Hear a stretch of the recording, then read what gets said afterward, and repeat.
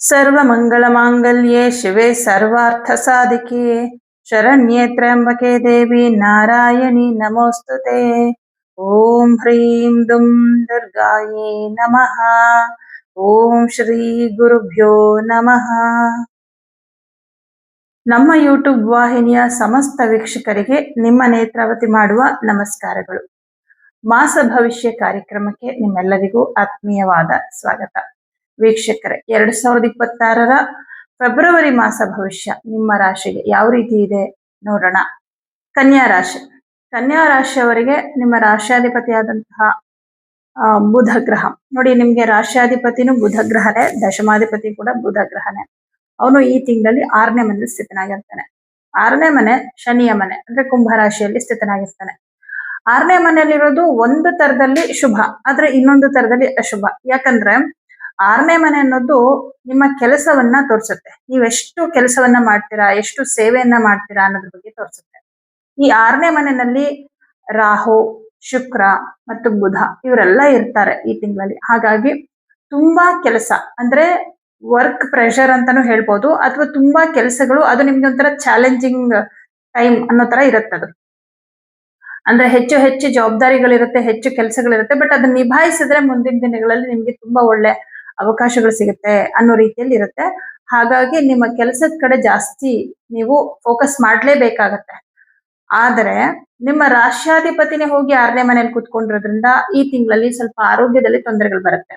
ಅಂದ್ರೆ ತುಂಬಾ ಕೆಲಸದ ಕಡೆ ಗಮನ ಕೊಡೋದ್ರಿಂದ, ಸರಿಯಾಗಿ ಊಟ ನಿದ್ರೆ ಮಾಡದೇ ಇರೋದ್ರಿಂದ, ಕೆಲಸದಲ್ಲಿ ಜಾಸ್ತಿ ಎಫರ್ಟ್ ಹಾಕೋದ್ರಿಂದ ಮೆಂಟಲಿ ಸ್ವಲ್ಪ ಟೆನ್ಷನ್ನು ಇದೆಲ್ಲ ಜಾಸ್ತಿ ಆಗೋದ್ರಿಂದ ಕೂಡ ಅನಾರೋಗ್ಯ ಸಮಸ್ಯೆಗಳು ಬರಬಹುದು. ಅಥವಾ ನಿಮ್ಮ ಬಗ್ಗೆ ನೀವು ಕಾಳಜಿ ಮಾಡದೇ ಇರೋದ್ರಿಂದ ಕೂಡ ಅನಾರೋಗ್ಯ ಸಮಸ್ಯೆಗಳು ಬರಬಹುದು. ಅಂದ್ರೆ ಸರಿಯಾಗಿ ನಿಮ್ಮನ್ನ ಕೇರ್ ಮಾಡದೇ ಇರೋದು, ಸರಿಯಾದ ಟೈಮ್ಗೆ ಊಟ ಮಾಡದೇ ಇರೋದು, ಅಂದ್ರೆ ತುಂಬಾ ವರ್ಕ್ ಪ್ರೆಷರ್ ಇರೋರ್ನ ನೋಡಿ ಏನೋ ಒಂದ್ ತಿಂದ್ರೆ ಆಯ್ತು ಬಿಡು ಅನ್ನೋ ತರ ತಿಂತಾರೆ.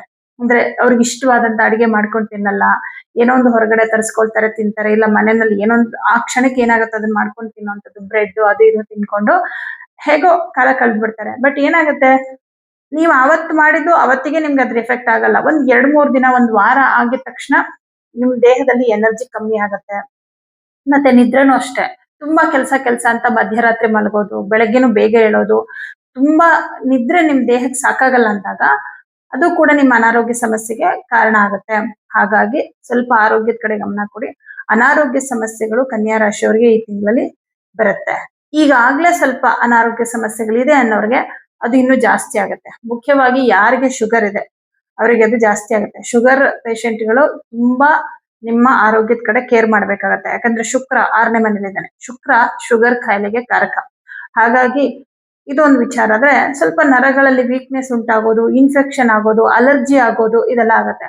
ಬುಧ ಚರ್ಮಕ್ಕೆ ಕಾರಕನಾಗ್ತಾನೆ. ಅವನ ಜೊತೆನಲ್ಲಿ ರಾಹು ಇರೋದ್ರಿಂದ ಚರ್ಮದ ಅಲರ್ಜಿಗಳು ಆಗುವಂಥದ್ದು, ಇದು ನಿಮ್ಮ ಆಹಾರ ಕ್ರಮ ಸರಿ ಇಲ್ಲದೆ ಇರೋದ್ರಿಂದನೂ ಆಗಬಹುದು, ಅಥವಾ ಹೊರಗಡೆಯಿಂದ ಧೂಳು ಡಸ್ಟ್ ಇದರಿಂದ ಕೂಡ ಆಗಬಹುದು. ಹಾಗಾಗಿ ಸ್ವಲ್ಪ ಆರೋಗ್ಯದ ಕಡೆ ಗಮನ ಕೊಡಿ. ಇನ್ನು ಉದ್ಯೋಗ ಅಂತ ಬಂದಾಗ ಪ್ರೈವೇಟ್ ಕಂಪನಿಗಳಲ್ಲಿ ಕೆಲಸ ಮಾಡ್ತಾ ಇರೋರಿಗೆ ಚೆನ್ನಾಗಿದೆ. ಅಂದ್ರೆ ಅಲ್ಲಿ ನಿಮ್ಗೆ ಕೆಲಸ ಜಾಸ್ತಿ ಇರುತ್ತೆ, ಆದ್ರೆ ಅದನ್ನ ನಿಭಾಯಿಸ್ತಾ ಇರ್ತೀರಾ ಆರಾಮಾಗಿ. ಕೆಲಸ ಇದೆ, ಕೆಲಸ ಮಾಡ್ತಾ ಇದ್ದೀರಾ, ಹಾಗಾಗಿ ನಿಮ್ಗೇನು ಕಷ್ಟ ಅಂತ ಅನ್ಸೋದಿಲ್ಲ. ಸರ್ಕಾರಿ ಉದ್ಯೋಗದಲ್ಲಿ ಇರುವಂತವ್ರಿಗೂ ಅಷ್ಟೇ ಚೆನ್ನಾಗಿದೆ, ಏನು ತೊಂದರೆ ಇಲ್ಲ, ಕೆಲಸದಲ್ಲಿ ಪ್ರಾಬ್ಲಮ್ ಇಲ್ಲ. ಆದ್ರೆ ಕೆಲಸ ಜಾಸ್ತಿ ಇರುತ್ತೆ, ಆದ್ರೆ ಅದು ತುಂಬಾ ಪ್ರೆಷರ್ ಅನ್ನೋ ತರ ಇರಲ್ಲ. ಬಟ್ ನೀವೇ ಸ್ವಲ್ಪ ಪ್ರೆಷರ್ ತಗೊಂಡ್ ಮಾಡ್ತಾ ಇರ್ತೀರಾ. ಯಾಕಂದ್ರೆ ಭವಿಷ್ಯದಲ್ಲಿ ಒಳ್ಳೇದಾಗ್ಬೇಕು ಅಂದ್ರೆ ನಾನಿವಾಗ ಕೆಲಸದ ಕಡೆ ಗಮನ ಕೊಡ್ಬೇಕು ಅನ್ನೋದು ನಿಮ್ ತಲೆಗೆ ಬಂದ್ಬಿಟ್ಟಿರುತ್ತೆ. ಹಾಗಾಗಿ ಸ್ವಲ್ಪ ಜಾಸ್ತಿ ಉದ್ಯೋಗದ ಕಡೆ ಗಮನ ಕೊಡ್ತಾ ಇರ್ತೀರಾ. ಚೆನ್ನಾಗಾಗತ್ತೆ.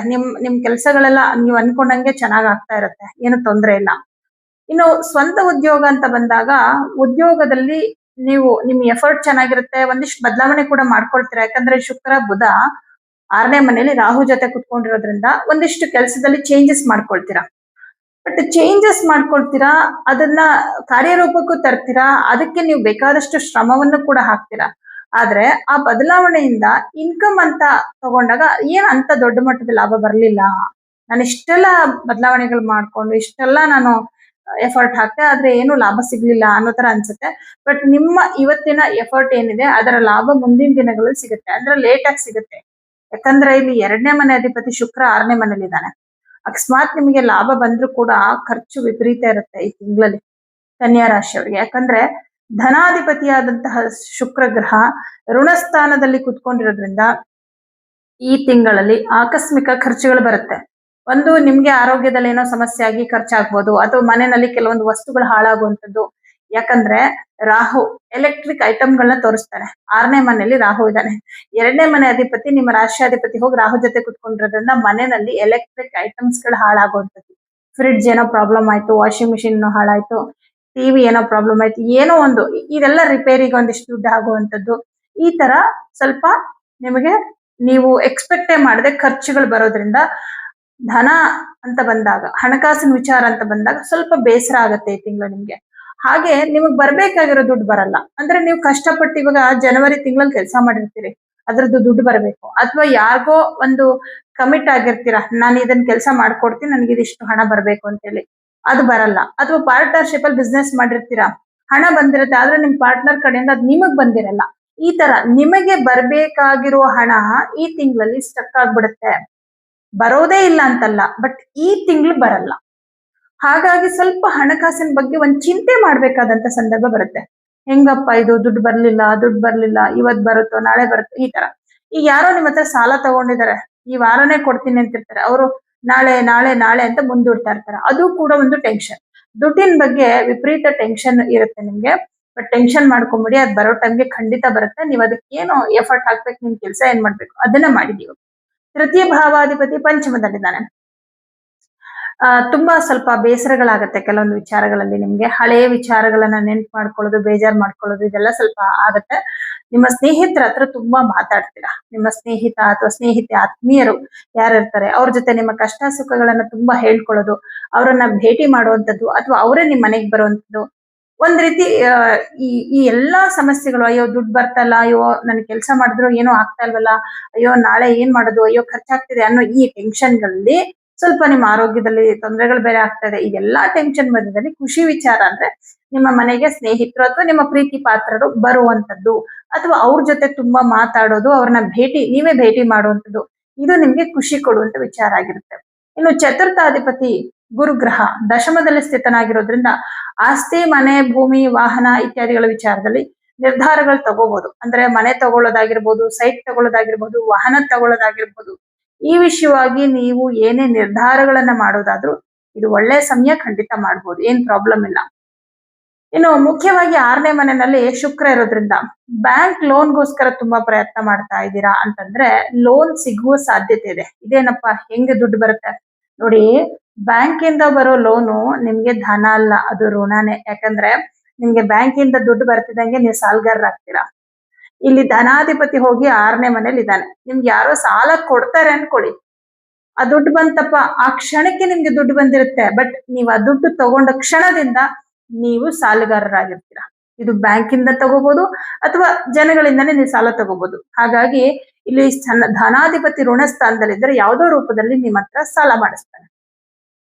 ಹಾಗಾಗಿ ಈ ವಿಷಯದಲ್ಲಿ ನಿಮ್ಗೆ ಅನುಕೂಲ ಆಗುತ್ತೆ. ಅಂದ್ರೆ ನಿಮ್ಗೇನ್ ಲೋನ್ ಸಿಗ್ಬೇಕಾಗಿತ್ತು ಆ ಒಂದು ಲೋನ್ ಸಿಗುವಂತದ್ದಾಗತ್ತೆ. ಇನ್ನು ಸಪ್ತಮದಲ್ಲಿ ಶನಿ ಗ್ರಹ ಇದ್ದಾನೆ.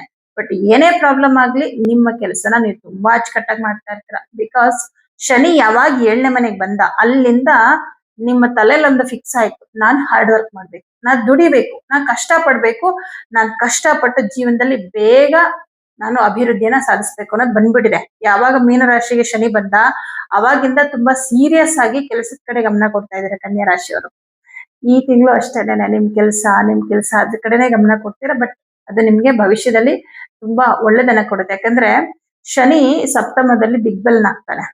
ಅವನು 6ನೇ ಮನೆ ಅಧಿಪತಿ ಆಗಿರೋದ್ರಿಂದ ದಿಗ್ಬಲನಾದ ಶನಿ ನಿಮ್ಗೊಂದು ಪಾಠವನ್ನ ಕಲಿಸ್ತಾನೆ.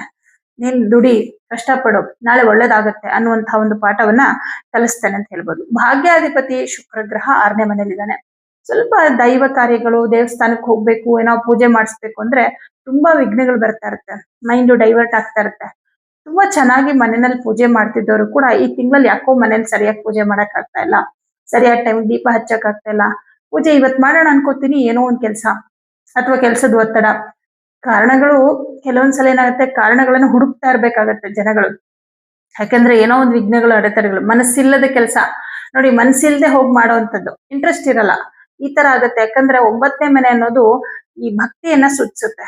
ಈ 9ನೇ ಮನೆ ಅಧಿಪತಿ ಜೊತೆ ರಾಹು ಇದ್ದಾಗ ಭಕ್ತಿಯ ಕಡೆಗೆ ಗಮನ ಹೋಗೋದಕ್ಕೆ ಬಿಡೋದಿಲ್ಲ. ಸ್ವಲ್ಪ ಬೇಡವಾದ ವಿಚಾರ, ಬೇರೆ ವಿಚಾರ ಇದ್ರ ಕಡೆ ಗಮನ ಹೋಗ್ತಾ ಇರುತ್ತೆ. ರಾಹು ಅಂದ್ರೆ ಒಂಥರ ಮಾಯೆ.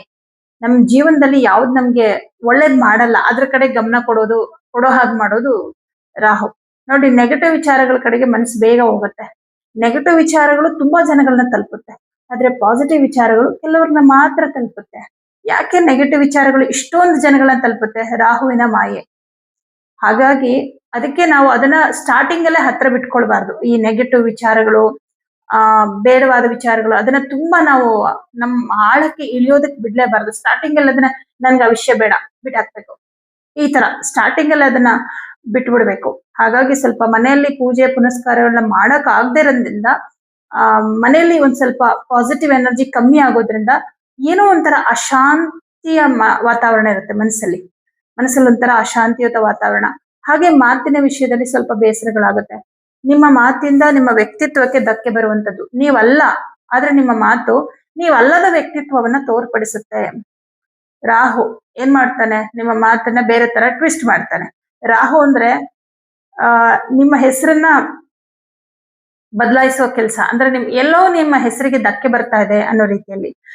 ಕೆಲವೊಂದ್ಸಲ ಏನಾಗುತ್ತೆ, ಅವ್ರು ಮಾತಾಡೋ ರೀತಿ ಬೇರೆ ಇರುತ್ತೆ, ಅವರು ವ್ಯಕ್ತಿತ್ವನೇ ಬೇರೆ ಇರುತ್ತೆ. ನಮ್ಮ ಮಾತು ನಮ್ಮ ವ್ಯಕ್ತಿತ್ವವನ್ನು ತೋರಿಸುತ್ತೆ.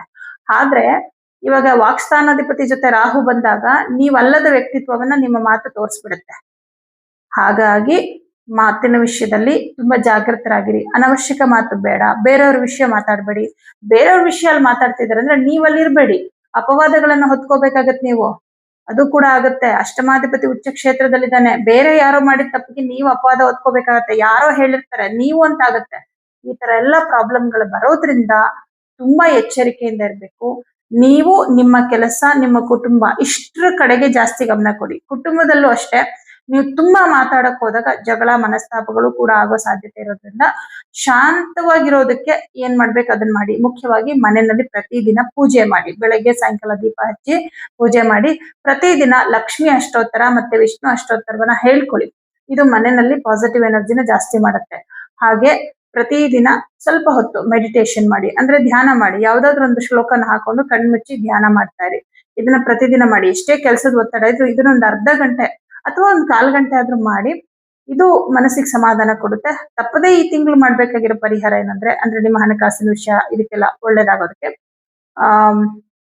ಶುಕ್ರವಾರ ಅವರೆಕಾಳು ಮತ್ತೆ ಹೆಸರು ಕಾಳನ್ನ ಯಾವ್ದಾದ್ರು ದೇವಸ್ಥಾನಕ್ಕೆ ಕೊಡಿ, ಒಳ್ಳೇದಾಗುತ್ತೆ.